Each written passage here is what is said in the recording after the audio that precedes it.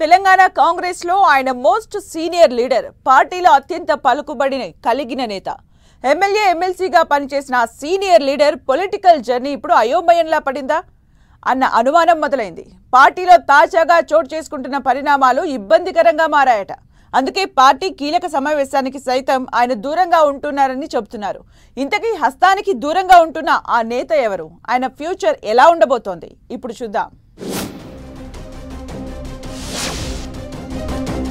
తెలంగాణ కాంగ్రెస్ లో most senior leader MLC T Jeevan Reddy సుదీర్ఘకాలం మంత్రి పదవితో పాటు ఉమ్మడి కరీంనగర్ జిల్లా రాజకీయాలను శాసించిన జీవన్ రెడ్డి పొలిటికల్ ఫ్యూచర్ పై అనేక సందేహాలు వ్యక్తమవుతున్నాయి.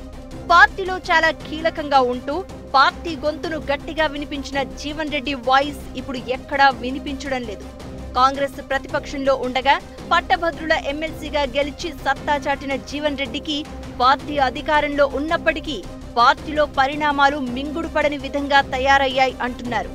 దీంతో ప్రస్తుతం సైలెంట్ అయిపోయారని చెప్తున్నారు.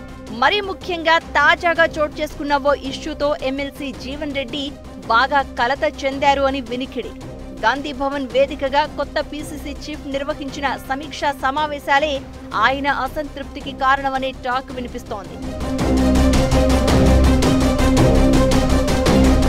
పీసీసీ సారథిగా మహేష్ కుమార్ గౌడ్ బాధ్యతలు తీసుకున్నాక ఉమ్మడి కరీంనగర్ జిల్లా సమావేశం నిర్వహించగా సీనియర్ నేత జీవన్ రెడ్డికి అవమానం జరిగినట్లు పార్టీ వర్గాల్లో టాక్ నడుస్తోంది. సమావేశం కోసం సిద్ధం చేసిన ఆహ్వానితుల జాబితాలో జీవన్ రెడ్డి పేరు చేర్చకపోవడంతో విమర్శలు వ్యక్తమవుతున్నాయి. ఎమ్మెల్యేలు ఎమ్మెల్సీల అందరి పేర్లను ముద్రించి జీవన్ రెడ్డిని విస్మరించడంతో ఆయన తీవ్రంగా కలత చెందారు అని చెప్తున్నారు. At the same time BRS నుంచి కాంగ్రెస్ లోకి వచ్చిన జగిత్యాల ఎమ్మెల్యే డాక్టర్ సంజయ్ కుమార్ పేరు ఉండడం కూడా జీవన్ రెడ్డిని అసంతృప్తికి గురి చేసిందని చెప్తున్నారు.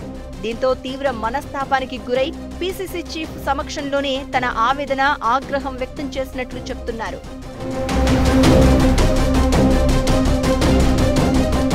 గత 2 అసెంబ్లీ ఎన్నికల్లో జగిత్యాల నియోజకవర్గం నుంచి తన ప్రత్యర్థిగా పోటీ చేసిన వ్యక్తికి కాంగ్రెస్ లో ప్రాధాన్యమివ్వడాన్ని పెద్ద ఆయన జీర్ణించుకోలేకపోతున్నారని చెప్తున్నారు.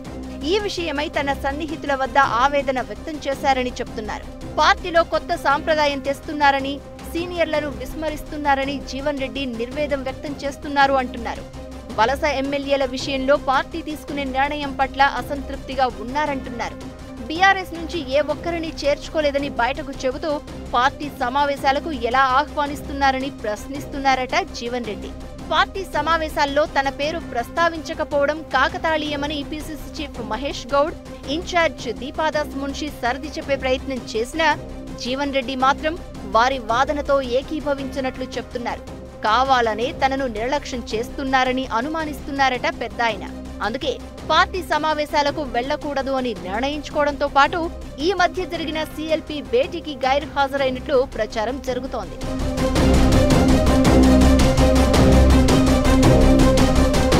మరోవైపు తన సొంత నియోజకవర్గం జగిత్యాలలో కూడా మెల్లమెల్లగా ఎమ్మెల్యే సంజయ్ కు ప్రాధాన్యత పెరుగుతోందని ఆందోళన చెందుతున్నారు జీవన్ రెడ్డి.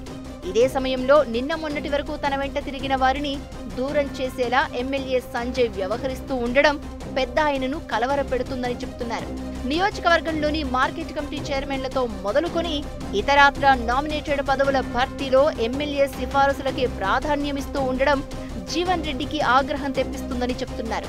రోజురోజుకు పార్టీలో అవమానాలు ఎక్కువవుతూ ఉండడం, త్వరలో స్థానిక సంస్థల ఎన్నికలు వస్తున్న నేపథ్యంలో తనను నమ్ముకున్న క్యాడర్కు ఎలా న్యాయం చేయాలనే అంశమై జీవన్ రెడ్డి మదన పడుతున్నారని చెప్తున్నారు.